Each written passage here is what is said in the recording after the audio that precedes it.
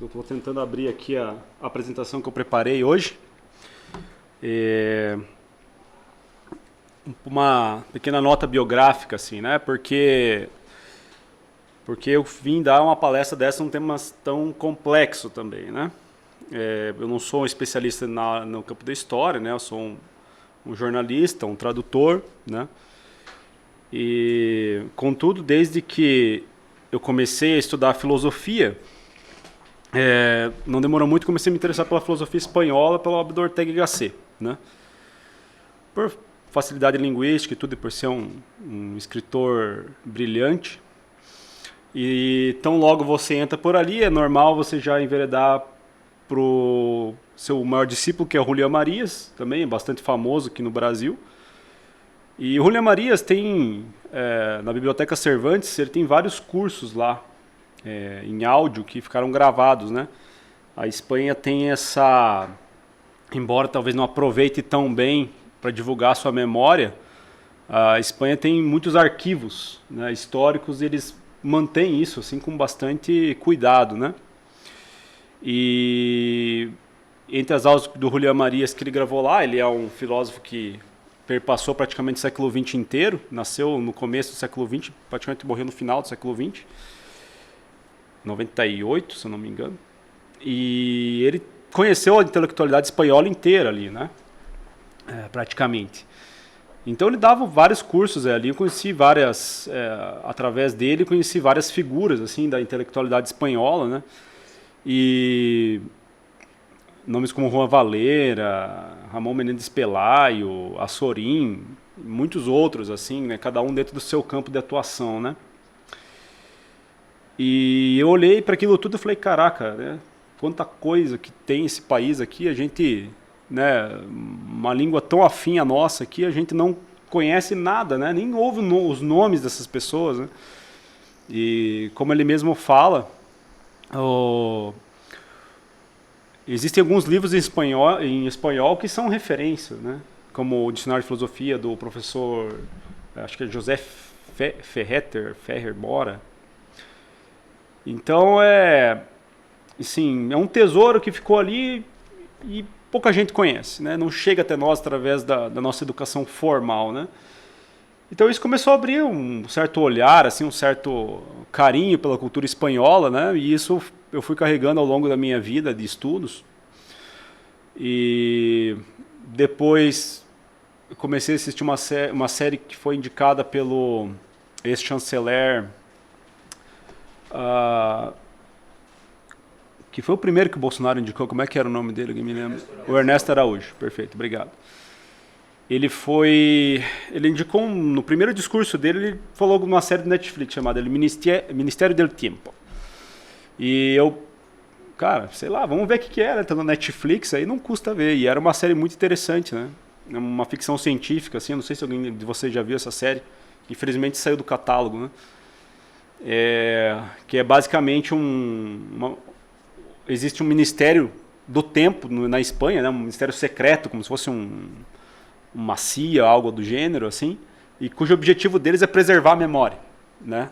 Tipo, o livro de história daquela forma que o livro de história conta, e daí tem algumas pessoas que querem sabotar, né? Querem alterar a história para alterar o presente. Então o objetivo deles é ir lá e reconduzir a história de volta como é a verdade, né? E ali, mais uma vez, tem vários momentos épicos ali da história espanhola que eu também nunca tinha ouvido falar. Me chamou a atenção, por exemplo, coisas como a guerra entre Estados Unidos e Espanha, né? Que deu fim ao Império Espanhol, né? Quando foi que os Estados Unidos conseguiu conquistar as Filipinas e Cuba, né? Por uma série de razões aqui que eu não vou adentrar para não alongar muito. E também me chamou a atenção, eu falei, pô, mas os Estados Unidos, né, o berço da liberdade, né, quem é da minha geração, mais ou menos dos anos 80, meio que vê os Estados Unidos como se fossem os mocinhos, assim, da história do mundo, né, e me chamou muita atenção, e falei, pô, mas como isso, né. Então tudo isso foi me conduzindo, assim, a certas pulgas atrás da orelha, assim, né, pô, mas como tem tanta coisa e que não sai, não aparece, não. Então, dado tudo isso, né, e outras coisas, eu lembro uma das um dos últimos vídeos, assim, no último ano de vida do professor Olavo, eu lembro que ele comentou desse livro um vídeo fortuito, assim, de YouTube, ele recomendou esse livro da Elvira Rocabareia, né? E meio que falei, é isso, né? Esse livro aí tá a resposta para aquilo que eu tô procurando, né? Então eu fui atrás do livro, consegui. Aí eu descobri que tem vários outros livros do gênero, depois eu posso passar uma biografia para vocês. Sobretudo há uns 2 ou 3 anos atrás, acho que mais 3 anos atrás, na Espanha, esse livro teve uma repercussão muito grande. Se vocês procurarem o nome da autora no YouTube, vocês vão ver que ela tem muitas e muitas palestras, participaram de muitos círculos de palestras e tudo mais. Então, dentro da Espanha hoje, esse é um assunto que foi muito comentado. Se eu não me engano, o próprio livro dela está na 30ª edição. Ou seja, é um sucesso editorial tremendo, né? Então, baseado nessa obra dela, né? E mais um livro de um americano que mora em Santa Bárbara, que é uma cidade do oeste dos Estados Unidos, com uma arquitetura espanhola bem típica, assim, e um professor que também dentro dos Estados Unidos conseguiu um trabalho, né? Um professor universitário de recuperação da imagem da Espanha no mundo. E outros autores também, depois eu posso passar a lista para vocês. Eu preparei alguns pontos aqui da nossa palestra para assim, ter uma ideia assim, do que aconteceu, né? Pois bem, qual que é o mérito da Elvira, ou de Rocabareia? O mérito dela é conseguir, porque assim, dentro da Espanha, né, esse conceito de lenda negra ele apareceu com Julián Ruderias, que é um escritor que escreveu um livro homônimo em 1914. Esse livro ele teve mais uma edição, mas ele meio que não teve assim uma discussão tão ampla ao longo do século XX, né? Mas, embora foi ele que lançou essa base de que a historiografia, principalmente estrangeira em relação à Espanha, estava distorcendo, né, a história da Espanha, né, colocando eles sempre como os vilões da história e tudo mais. E, enfim, depois a Espanha passou por várias convulsões políticas, né, teve Segunda Guerra Mundial, enfim, o início do século XX foi bastante conturbado politicamente. E o livro meio que caiu um pouco em esquecimento, né? E a Elvira consegue colocar a perspectiva dessa lenda negra dentro de um conceito maior que ela chama de imperiofobia, né? Então ela conseguiu, dentro dos vários impérios, né, o Império Russo, o Império Romano, o Império Espanhol, ver que existiam umas certas constantes, vamos dizer assim, que aconteciam com todos os impérios que conseguiam uma hegemonia muito grande, e próprios Estados Unidos também agora, né? Então ela falou assim, quando o império cresce muito a ponto de ser hegemônico, a ponto de todos os países serem obrigados a aceitarem os seus ditames, né? Seja por via da força ou por via do soft power, né?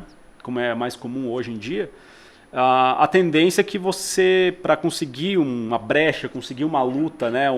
Você não comece por um ataque armado, né?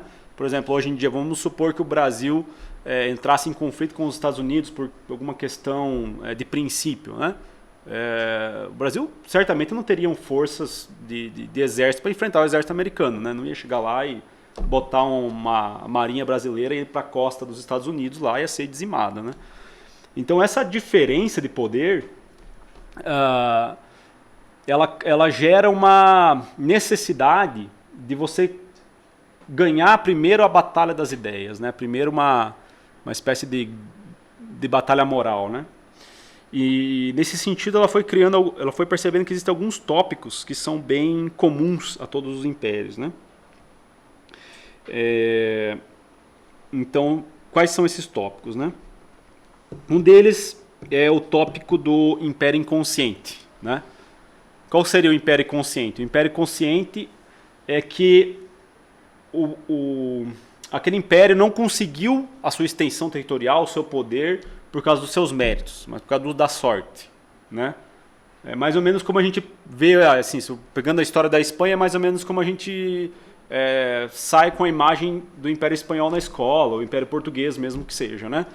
Um belo dia o Cristóvão Colombo saiu com um barquinho, parou lá numa ilha lá na América, achou um monte de ouro, ficou rico e gastou tudo e ficou pobre de novo. É mais ou menos assim, é meio...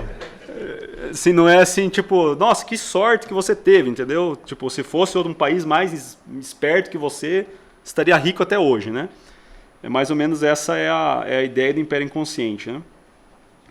O outro termo é o desejo profundo de poder e riqueza, que é, vamos dizer assim, aquela coisa assim, do Império que ele quer dominar todos, tanto financeiramente como por poder, né? Poder total, avassalador, né? Sem espaço para nenhum contraditório. O outro tópico é a barbárie, a crueldade em cultura, né?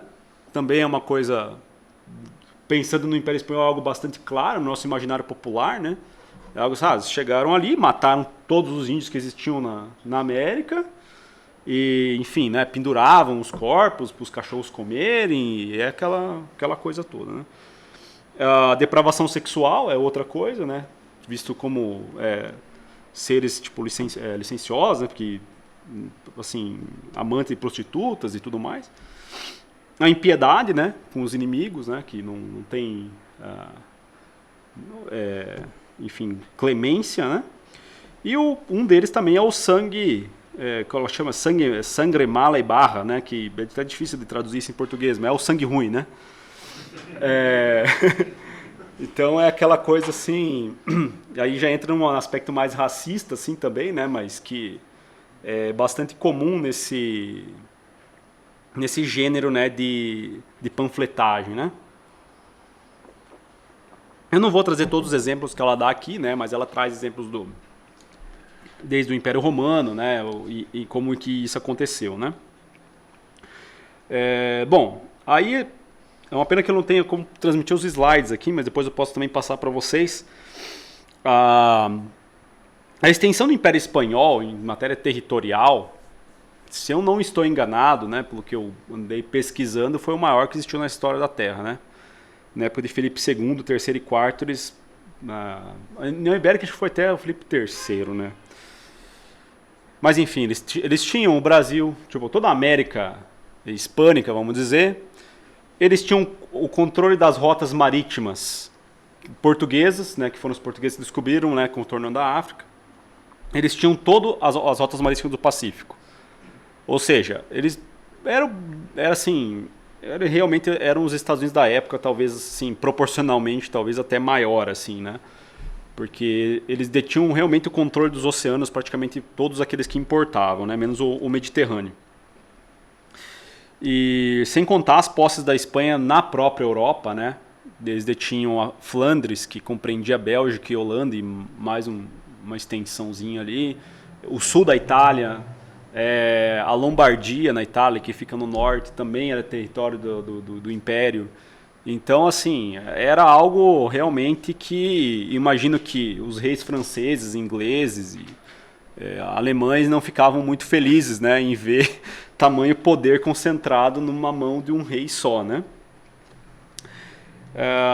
Então, pois bem, como que eles começaram a lutar, né, com a Espanha? Bom, em primeiro lugar, um dos pivôs ali da história, né, que eu não quero entrar muito em detalhes, mas é a questão da revolta protestante ali com Lutero, né?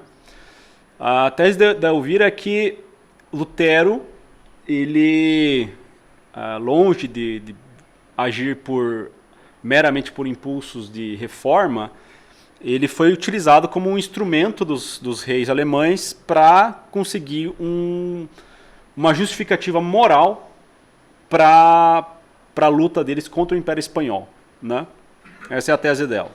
Então, os imperadores queriam se livrar do jugo do Império Espanhol ali na região deles, e eles viram que o Lutero tinha um discurso que ia fraturar, vamos dizer assim, o próprio povo, né? Alguns iam ficar contra, outros a favor, e ele utilizou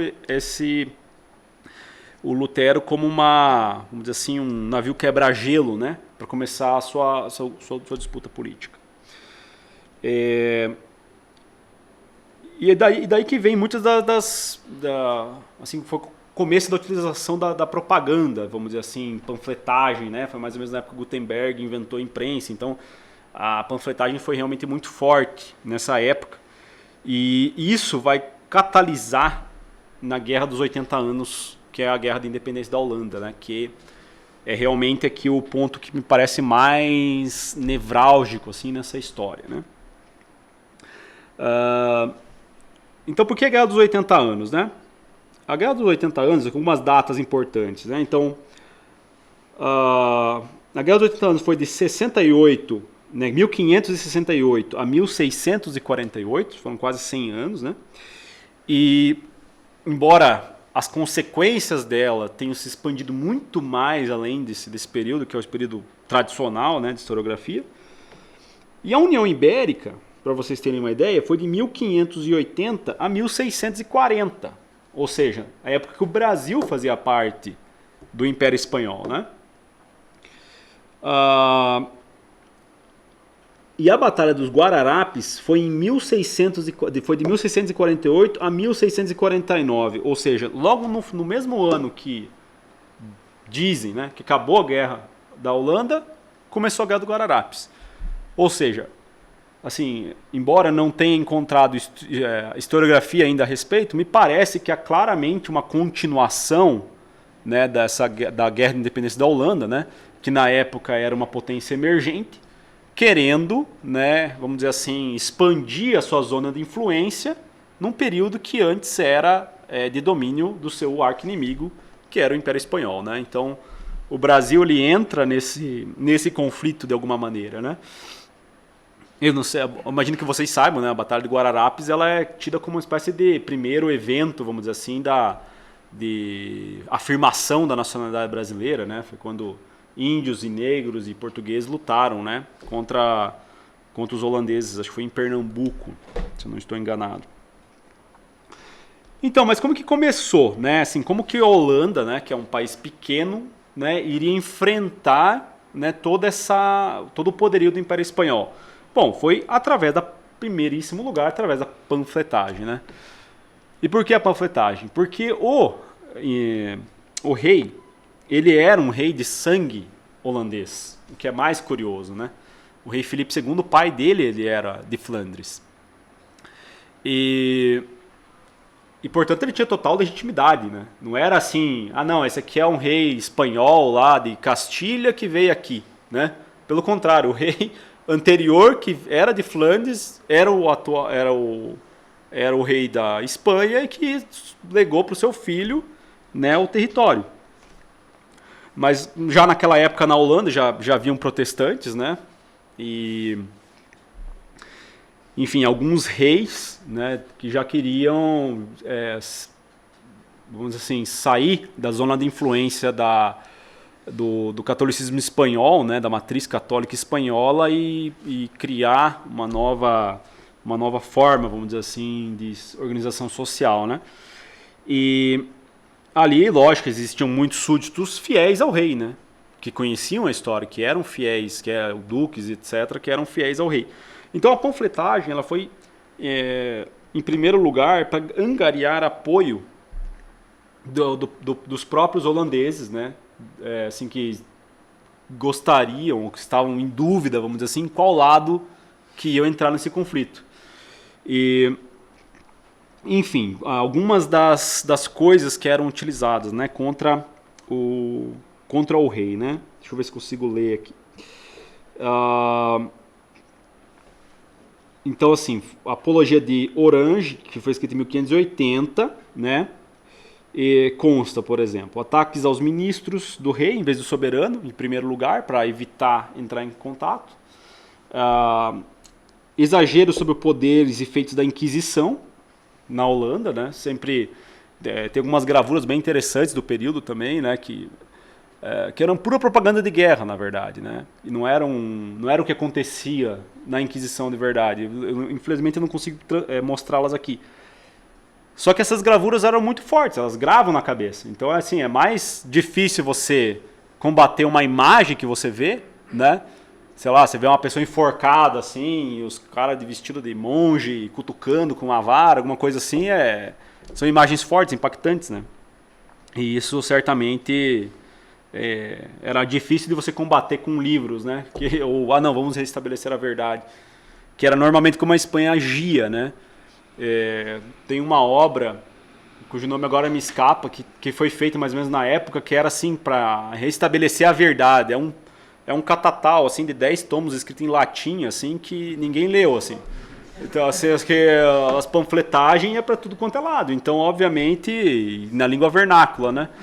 Então, obviamente, a resposta, vamos dizer assim, em matéria de guerra cultural foi muito fraca, né? Foi inadequada, vamos dizer assim. E o detalhe, a Inquisição Espanhola não foi estabelecida na Holanda, né? O que é mais engraçado ainda, né? Embora eles tenham mostrado assim, como os espanhóis eram ruins por causa da Inquisição Espanhola e tudo mais, dentro do próprio território não havia acontecido.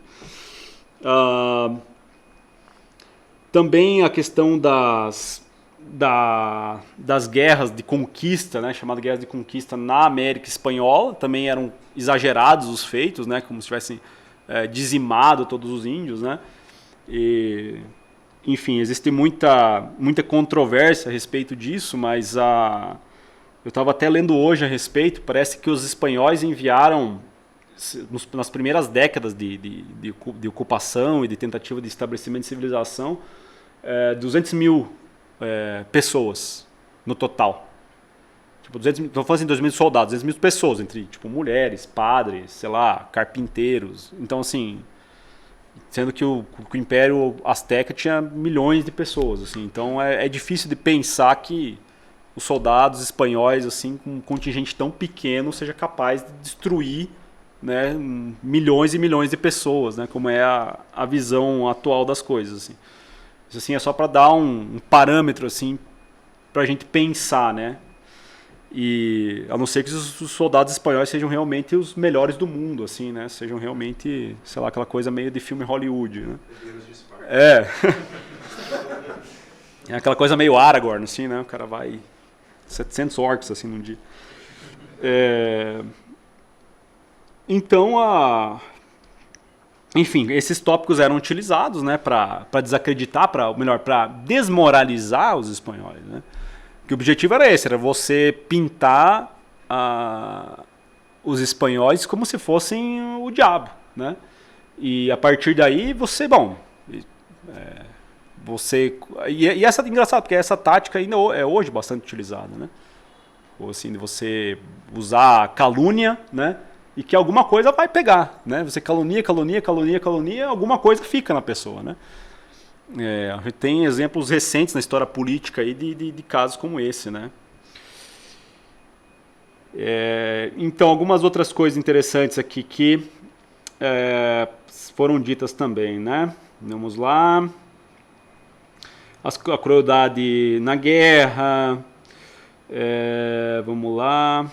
ênfase em presumir que a Espanha pretendia dominar o mundo inteiro também, né? Queria, além dos poderes que já tinha, ela já se dizia que a Espanha ia dominar o mundo inteiro, que ia acabar com todas as nações. Lembra do tópico que eu falei, né? Do desejo profundo de poder e riqueza, né?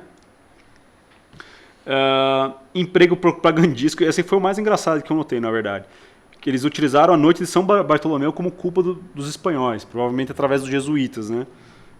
Que eles atribuíram a culpa disso aos espanhóis, né? Que a noite de São Bartolomeu aconteceu na França, os espanhóis não tinham nada a ver com a história, mas mesmo assim eram utilizados panfletos em relação a isso.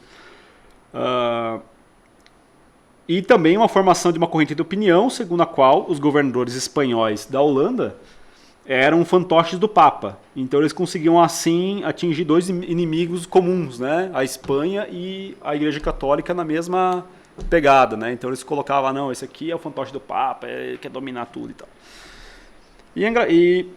Então o que eu não sei se, o duro que eu tô com o trecho aqui em espanhol. Eu acho que tem algum problema de eu ler em espanhol o texto ou não? Eu peguei o trecho direto aqui do livro. Se eu não me engano, eu tirei esse do livro Tree of Hate, do Powell, né, que é o autor americano, né? Olha o nível do negócio. E se considerar, o meu espanhol não é tão bom, mas vamos lá, né? E se considerarmos que o rei de Espanha não estava a sí mismo ardiendo contra nosotros con el fiero deseo de la más cruel venganza que nunca pudo imaginarse. Podemos afirmar lo contrario en base al conocimiento que tenemos de sus instintos naturales y del consejo que escucha conocidos de todo el mundo. Como el que la Inquisición lleva a cabo las más extremas crueldades, así como que ha mandado asesinar a su hijo con el pretexto de una ligera desobediencia y a su esposa con el fin de facilitar sus inclinaciones hacia el adulterio. Si alguien llegase a pensar que estas son palabras vacías, leed lo que los propios españoles han escrito sobre sus actos contra los indios, confesando el que por pura codicia y para hacerse aborrecer han asesinado a millones de personas que nunca provocaron su enojo ni les hicieron mal alguno y sobre los cuales no tenían derecho de dominio de clase alguna. Então, assim, aqui já dá um nível, assim, ó, trouxe só um pequeno exemplo, assim, para mostrar o que circulava, né? E esse é o panfleto que foi impresso em 1577, depois impresso em 1608, chamado Consideraciones Generales que todos os amantes de la patria devem tener en cuenta seriamente sobre el propuesto tratado de paz com os espanhóis, né? Ou seja, havia uma expectativa de fazer um tratado de paz para encerrar a guerra de independência, e daí saiu esse panfleto ali para dissuadir, né, os holandeses, acho que inclui a Bélgica ali também, a aceitar esse tratado de paz. Aí eu coloquei algumas propagandas aqui de Debris, que é um gravurista, né, holandês, que depois vocês podem ver, mas eu vou descrever um pouco das figuras que tem aqui, das barbaridades que os espanhóis faziam, né? Aí tem pessoas enforcadas assim, sendo queimadas na fogueira ao mesmo tempo, tem pessoas sendo mutiladas e pessoas sendo jogadas aos cães para comer, enquanto os espanhóis estão ali dando risada, coisas assim bem coisas. Pegaram lá do paganismo, exato. a igreja primitiva, os mártires e replicaram agora. Exatamente. Enfim, todo esse tipo de gravura, ele chega até nós hoje, na verdade, né? Ele chega através dos livros didáticos, né? Mas poucos param para pensar que Debris pode ter sido apenas, vamos dizer assim, um propagandista num período de guerra, né? Então, ainda antes de encerrar, eu queria trazer como que esse assunto, vamos dizer assim, vai chegar até nós nos livros didáticos, né, que também é citado no texto. O Powell,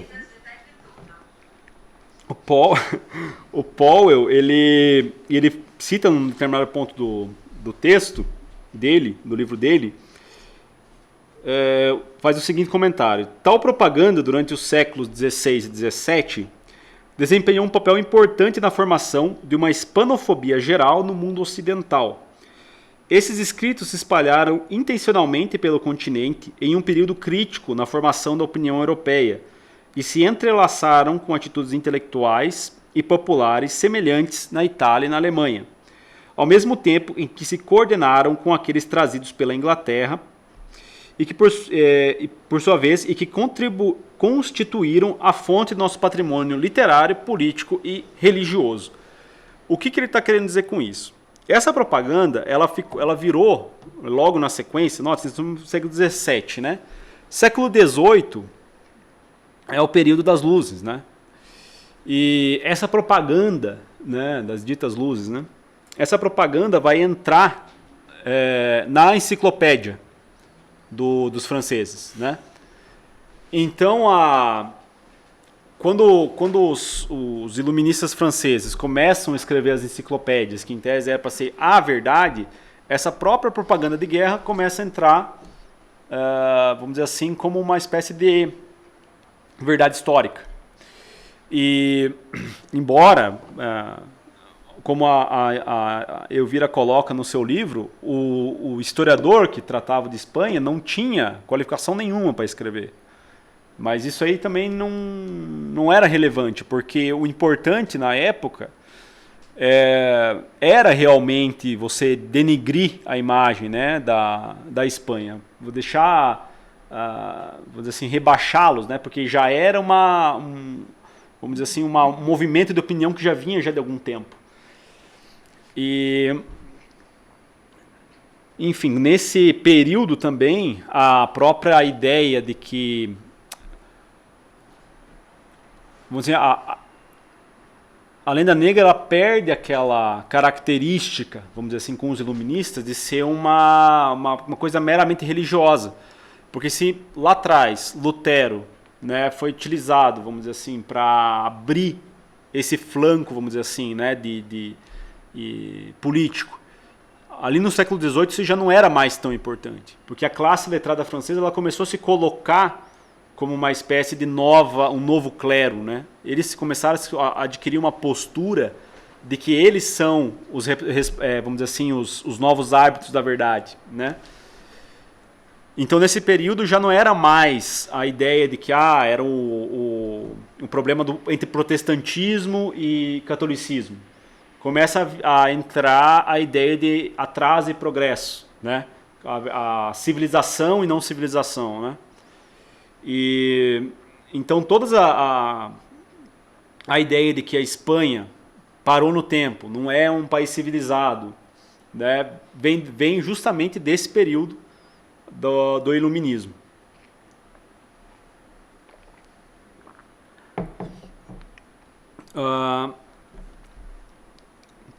Então é lógico, isso aí vai se perpetuando ao longo do tempo até chegar até nós, né? Não é assim, vamos dizer, não, o próximo historiador pega aquele patrimônio, vamos dizer assim, de propaganda, de preconceitos, etc, e vai carregando para frente, né? E o que é mais curioso dentro da perspectiva que a Elvira coloca, e que eu acho que é um bom ponto para o debate, embora talvez não seja necessariamente a verdade histórica, né? Ela fala, não é que existem assim, tem os bons e os maus nesse período, né? Ela coloca assim, esses países, eles se defenderam, vamos dizer assim, com as armas que eles tinham. Eu não sei se eu concordo muito com essa opinião, mas assim, é um bom ponto para o debate, né? Não puxar a coisa meramente para um lado. A nossa tendência como católicos é o quê? Você pensar, não, existe uma verdade e isso aí é a verdade histórica.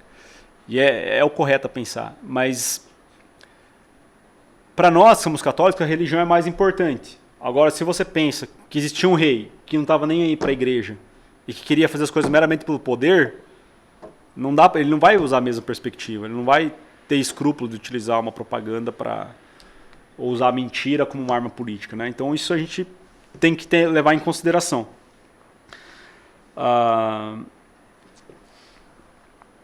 Bom, só para encerrar,